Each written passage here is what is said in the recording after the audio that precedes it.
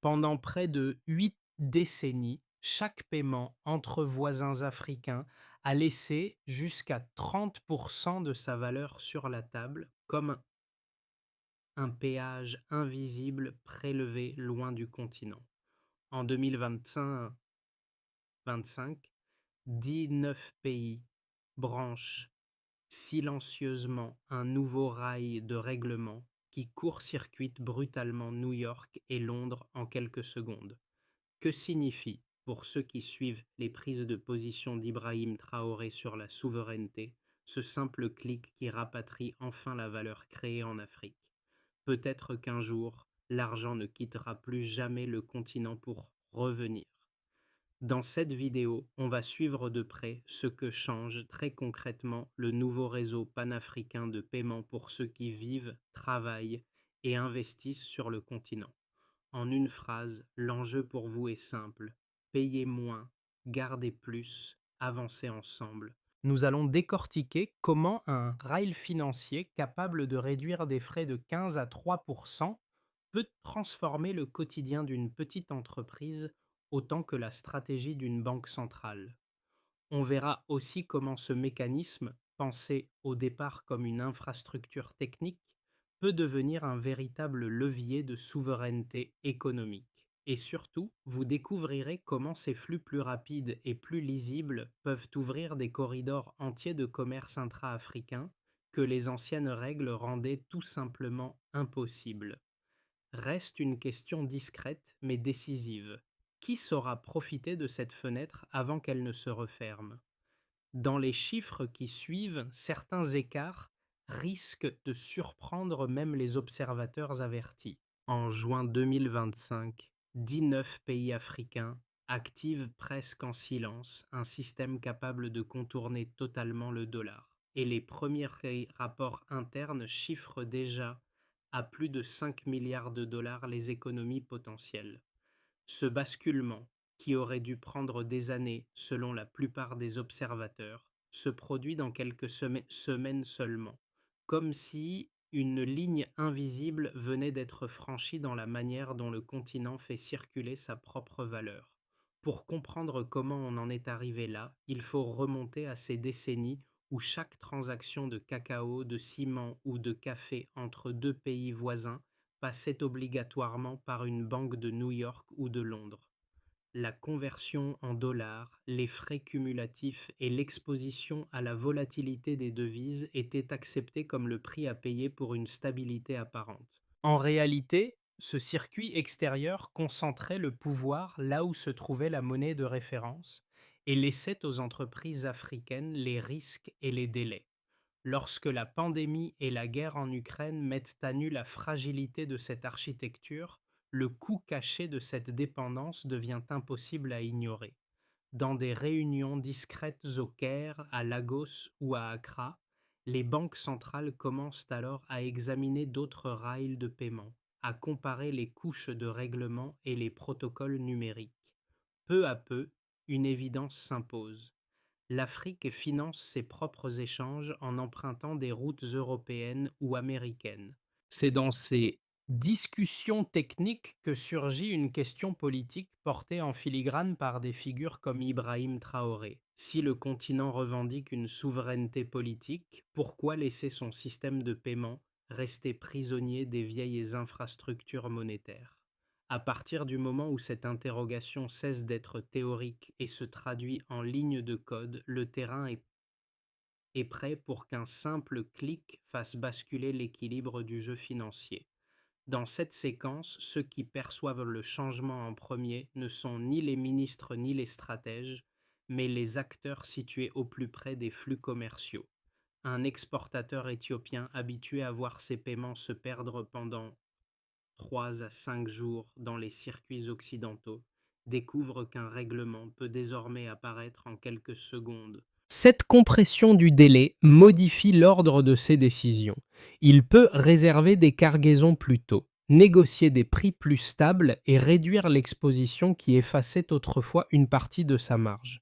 Là où une simple fluctuation de 2 ou 3 points du dollar ruinait un contrat, la rapidité nouvelle élimine une source structurelle d'incertitude.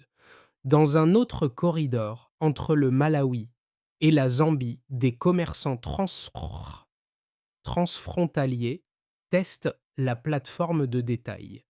Jusqu'ici, leurs opérations étaient freinées par des frais bancaires imprévisibles et par des taux qui changeaient entre la commande et la livraison. Avec le nouveau rail de paiement, ils règlent leurs transactions pour moins de 3% de coût total. Cette différence apparemment modeste agit comme un multiplicateur. Certains doublent leur fréquence d'approvisionnement en moins d'un trimestre. Ce que l'on qualifiait de marché fragile gagne soudain une trajectoire plus lisible, soutenue par la rapidité des règlements et par la disparition d'intermédiaires lointains. Ces deux expériences révèlent une dynamique plus globale. Lorsqu'un système réduit simultanément le temps, le coût et la volatilité, il rend aux petits acteurs une capacité d'action qui leur avait échappé pendant des décennies. En somme, la valeur respire à nouveau. Tout commence par un signal faible, l'augmentation brutale des frais de compensation à la suite de la pandémie. Les banques centrales africaines observent la courbe grimper puis s'étirer jusqu'à dépasser les seuils qu'elles considéraient comme tolérables. Les délais s'allongent, les marges se contractent, les entreprises alertent. Ce n'est plus une anomalie, c'est un risque systémique. Avant 2020, dans l'an 25, l'idée d'un rail de paiement entièrement continental circulait surtout dans les cercles académiques. Après 2025, elle devient une nécessité opérationnelle. Le déclencheur est là. Des réunions discrètes se succèdent alors au Caire, à Lagos et à Accra. Les gouverneurs examinent les couches de règlement, les protocoles de messagerie, les ponts numériques capables de contourner la dépendance au dollar. Chaque session dévoile la même évidence. Le continent finance ses propres échanges via des routes étrangères. Les chiffres défilent, les mêmes dysfonctionnements se répètent, les équipes techniques comparent les architectures. Quelques lignes de code émergent, puis un prototype. Ensuite, une plateforme. Ce qui n'était qu'une hypothèse devient une structure testable. Le pivot technique s'installe. Lorsque les 19 pays activent simultanément le système en juin 2020, le paysage bascule. Les banques locales se connectent. Les banques centrales synchronisent leurs nœuds. Les premiers paiements circulent, instantanés, sans détour par New York, sans conversion imposée. Les tableaux de bord s'illuminent dans une salle d'Abuja. Chaque confirmation déclenche des applaudissements discrets parmi des coopératives, des développeurs, des ministres. Pour la première fois, des flux intra-africains ne laissent aucune trace sur des serveurs extérieurs. Un geste simple mais historique. C'est aussi à ce moment qu'une dimension symbolique s'ajoute à la dimension technique. Dans les discussions publiques sur la souveraineté, un nom revient souvent.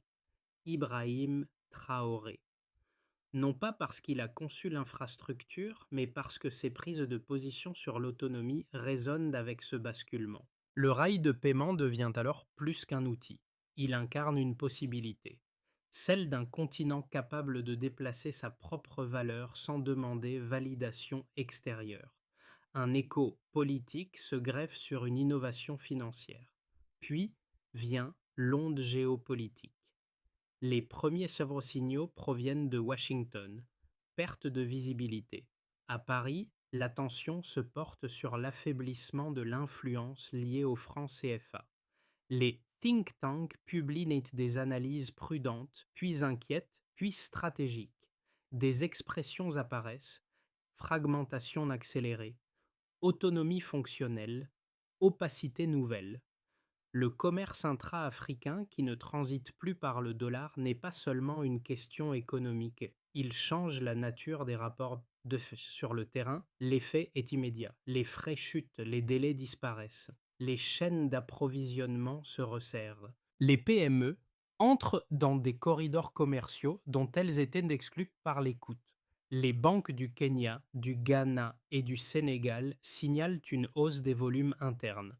Certaines coopératives, autrefois bloquées par la volatilité, stabilisent enfin leur cycle. Cette réaction forme l'onde primaire. L'onde secondaire touche la perception internationale. Un continent démontre qu'il peut déplacer sa valeur sans passer par les centres traditionnels. Les acteurs extérieurs doivent se repositionner, recalculer, réévaluer. Le récit devient clair. Déclencheur économique, sommet technique, onde géopolitique. Et désormais un continent qui teste sa propre autonomie. La bascule devient lisible dès que l'on compare le point de départ à ce que révèle le nouveau rail de paiement. Les frais moyens des transactions intra-africaines, longtemps stabilisés autour de 15%, tombent désormais sous le seuil des 3% dans plusieurs corridors pilotes. Cette réduction massive modifie immédiatement la structure des marges des petites entreprises, car chaque point économisé réinjecte un capital précieux dans les circuits locaux. Cette économie redonne aux acteurs fragiles un espace d'action auparavant impossible. Le deuxième chiffre clef touche au temps de règlement. Pendant des décennies, chaque paiement devait traverser plusieurs couches bancaires extérieures, imposant un délai de 3 à 5 jours avant que les fonds ne soient réellement disponibles. Avec le nouveau système, les règlements se font en quelques secondes, ce qui libère un capital opérationnel jusque-là immobilisé. Cette rapidité améliore fortement la prévisibilité des flux de trésorerie des entreprises. Le troisième indicateur concerne la souveraineté des données financières. Auparavant, chaque transaction laissait une trace sur des serveurs étrangers, créant une asymétrie durable entre ceux qui produisaient les flux et ceux qui pouvaient les analyser. Avec l'infrastructure panafricaine, les banques centrales disposent désormais d'un contrôle direct sur des volumes internes estimés à plus de 5 milliards de dollars dès les premières évaluations. Ce volume mesuré permet d'anticiper finement les besoins de liquidité régionale. Pris ensemble, ces chiffres racontent un renversement méthodique. Le continent ne perd plus systématiquement une partie de la valeur qu'il génère. Les risques de change, qui pouvaient transformer un contrat bénéficiaire en perte nette en quelques heures, s'atténuent. La disparition du détour par New York ou Londres supprime l'exposition involontaire à la volatilité du dollar, cette variable extérieure qui écrasait les marges les plus étroites. Là où l'incertitude dominait, une mécanique plus lisible s'installe. Ces données modifient aussi la position des PME. Avec un règlement rapide, elles n'ont plus besoin d'immobiliser une trésorerie disproportionnée pour absorber les délais traditionnels. Elles peuvent reconstituer leur stock plus tôt, négocier avec davantage de confiance et exploiter des cycles plus courts, notamment dans l'agroalimentaire, le textile ou la logistique. Le gain de temps devient un levier stratégique, un instrument qui multiplie l'effet des coûts réduits.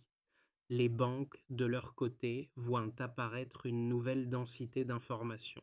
Elles peuvent suivre les corridors dynamiques, repérer les zones où la demande s'accélère et ajuster les outils de régulation avant que les tensions ne deviennent critiques. Le changement ne se limite donc pas aux commerçants. Il restructure aussi la manière dont les institutions observent l'économie. La souveraineté technique se transforme en souveraineté analytique. Pour les États, la situation évolue également. La réduction de l'exposition au dollar diminue la quantité de volatilité importée dans les bilans publics. Les réserves restent sensibles aux chocs mondiaux, mais l'amplitude des transmissions involontaires se réduit. Ce n'est pas une indépendance totale, c'est une dépendance mieux maîtrisée, un équilibre qui donne une marge politique supplémentaire dans la gestion monétaire. En clair, les chiffres n'expliquent pas seulement ce qui change, ils révèlent pourquoi cela change si vite. Une architecture qui réduit simultanément le coût, le temps et l'asymétrie de données crée un mouvement cumulatif. Ce mouvement entraîne des entreprises, des banques, puis des États. Il transforme une innovation technique en dynamique structurelle. Deux lectures opposées structurent aujourd'hui le débat sur le nouveau rail de paiement panafricain. La première, défendue par des économistes attaché à la stabilité monétaire mondiale, affirme que l'innovation n'est qu'un ajustement technique dans un système beaucoup plus vaste. Selon eux, tant que les réserves des banques centrales africaines resteront majoritairement libellées en dollars, les chocs externes continueront de se transmettre aux économies locales. Les gains observés dans les corridors pilotes seraient réels, disent-ils, mais insuffisants pour reconfigurer la dépendance structurelle. Dans cette perspective, la plateforme accélère les flux sans modifier le cadre monétaire global. La seconde lecture, soutenue par des analystes qui suivent de près les questions d'autonomie financière, voit dans ce système une rupture fondatrice. Pour eux, la souveraineté ne se conquiert pas par l'accumulation de réserves, mais par la capacité à faire circuler la valeur à l'intérieur du continent sans passer par des infrastructures extérieures. Le fait que des transactions puissent être réglées en quelques secondes, sans conversion imposée et sans trace laissée sur des serveurs étrangers, marque un tournant. Il ne s'agit pas seulement de coûts réduits, c'est l'émergence d'un espace de paiement cohérent, unifié et contrôlé localement. Pour arbitrer entre ces deux positions, il faut revenir aux éléments tangibles. Les corridors pilotes montrent une baisse des frais de 15 à 3 un delta qui modifie immédiatement les marges des petites et moyennes entreprises. Les délais auparavant de 3 à 5 jours passent à quelques secondes. Cette contraction du temps change la manière dont les chaînes d'approvisionnement fonctionnent, en particulier dans les secteurs dépendants de cycles courts. Les données transactionnelles, désormais internes, offrent aux banques centrales une visibilité nouvelle sur des flux qu'elles ne pouvaient auparavant qu'inférer. Ces résultats ne contredisent pas les limites évoquées par les partisans de la prudence, mais ils affaiblissent l'idée selon laquelle l'impact resterait marginal. Si la dépendance structurelle au dollar demeure, l'autonomie opérationnelle progresse. Et dans la dynamique d'intégration régionale, ce sont souvent les premières briques qui déplacent le centre de gravité. Tout bascule en une preuve.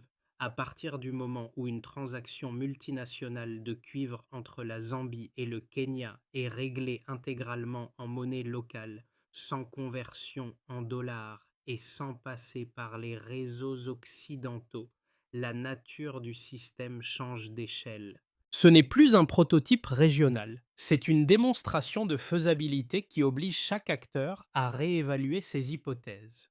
Une opération autrefois soumise à plusieurs jours d'incertitude se matérialise en quelques secondes. L'effet psychologique est immédiat.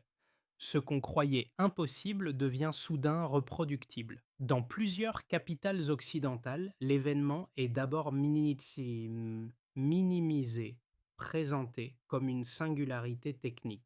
Pourtant, les analyses internes se multiplient, révélant une inquiétude plus profonde. Une chaîne de valeur stratégique vient d'échapper à la visibilité habituelle. La souveraineté financière cesse alors d'être un slogan, et les débats lient naturellement cette bascule aux prises de position défendues par Ibrahim Traoré, dont le discours sur l'autonomie trouve brusquement un terrain empirique.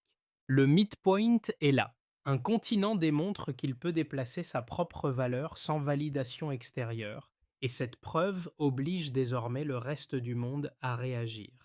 Du côté des États, l'impact le plus immédiat concerne la stabilisation des réserves et la réduction de l'exposition involontaire au dollar. En éliminant le détour systématique vers des serveurs extérieurs, les banques centrales obtiennent enfin une visibilité directe sur leurs flux internes. Cette maîtrise nouvelle renforce les capacités d'ajustement monétaire. Les tensions de liquidité sont détectées plus tôt, les arbitrages deviennent plus précis et les transmissions des chocs mondiaux se trouvent atténuées. Dans plusieurs capitales, les débats sur la souveraineté financière, souvent associée aux positions publiques d'Ibrahim Traoré, acquièrent une crédibilité technique qui leur manquait auparavant. La souveraineté cesse d'être une notion abstraite. Elle devient une compétence opérationnelle. Du côté des entreprises, les effets sont tangibles et rapides. Les règlements instantanés réduisent l'immobilisation du capital, un goulet d'étranglement ancien qui pénalisait particulièrement les petites et moyennes structures. Les cycles d'approvisionnement s'accélèrent, les risques se contractent et la prévisibilité des marges s'améliore nettement. Une entreprise agroalimentaire qui devait autrefois absorber 5 jours d'incertitude peut désormais planifier en continu, commander plus tôt, négocier plus sereinement. Les secteurs à faible marge, textile, logistique, commerce transfrontalier, profitent immédiatement de la baisse des coûts liquides, transformant des activités fragiles en opérations viables. Le réseau ne crée pas seulement de la fluidité, il crée de la respiration économique. Du côté des populations, l'impact se diffuse par une série d'effets cumulatifs. Les transferts transfrontaliers deviennent plus abordables, ce qui allège la pression financière sur les travailleurs migrants et leurs familles. Les plateformes de détail interconnectées avec le nouveau rail améliorent l'inclusion financière, en particulier pour ceux dépendant de microtransactions quotidiennes. Les ménages gagnent en stabilité. Des frais réduits sur des opérations répétées se transforment en économies régulières, capables d'absorber des chocs mineurs. La circulation plus rapide de la valeur soutient les petits commerces, dynamise les marchés locaux et renforce l'autonomie des foyers. L'infrastructure, invisible pour la plupart, devient un pilier silencieux du quotidien. Au niveau régional et international, la transformation est stratégique. Les institutions financières occidentales notent une diminution nette de leur visibilité sur les flux africains, ce qui les pousse à réviser leurs offres, abaisser leurs frais ou accélérer leur propre modernisation. Les pays du Sud observent avec intérêt ce précédent. Un continent prouve qu'il peut se financer lui-même sans passer par des centres traditionnels. Cette contagion conceptuelle modifie les rapports de force.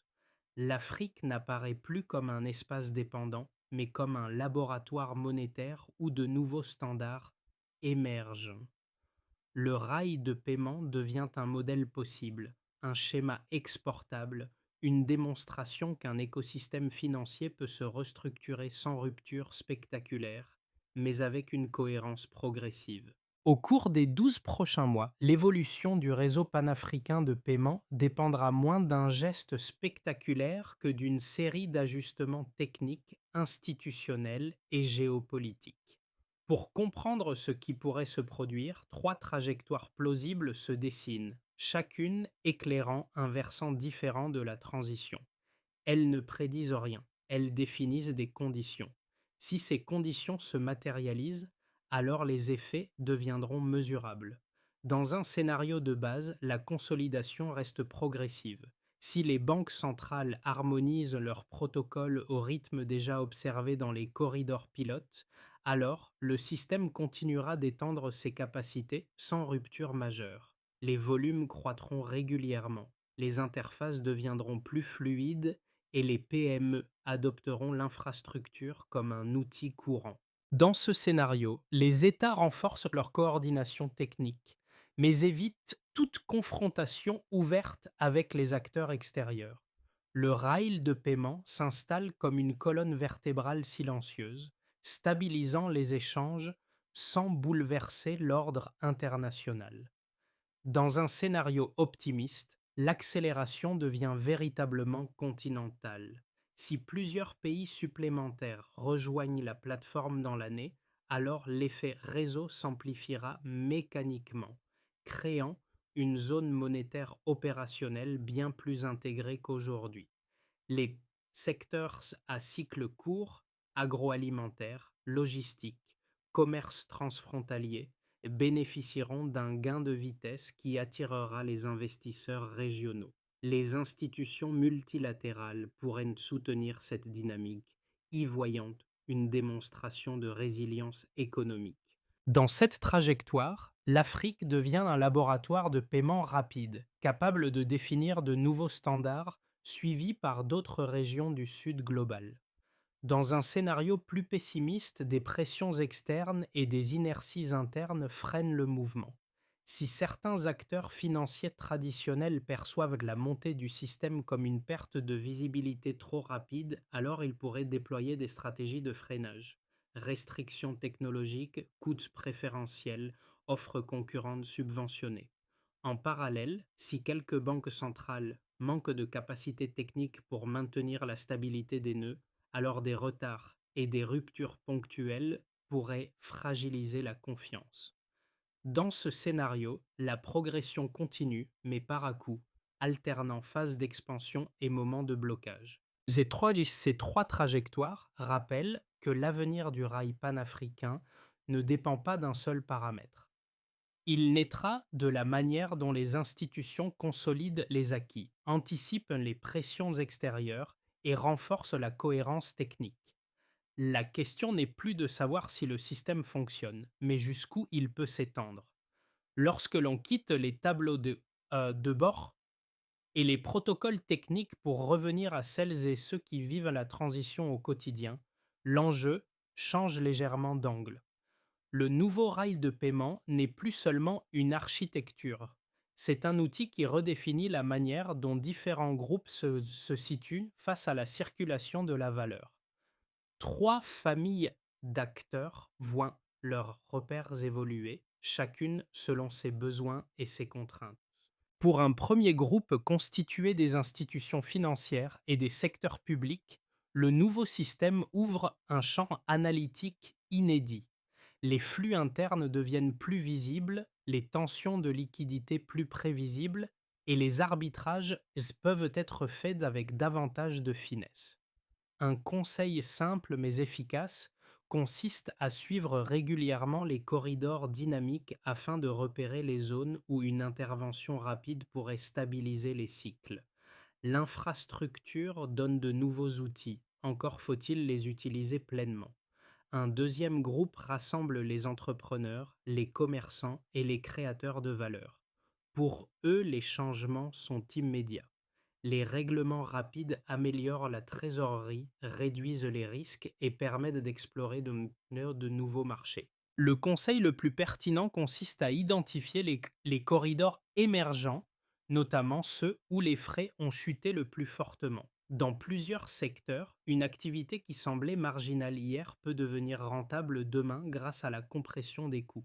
Un troisième groupe englobe le grand public et les ménages. Ici, l'impact se diffuse par petites touches. Les transferts transfrontaliers deviennent plus abordables, les micro-opérations plus fluides et les marges domestiques gagnent en stabilité.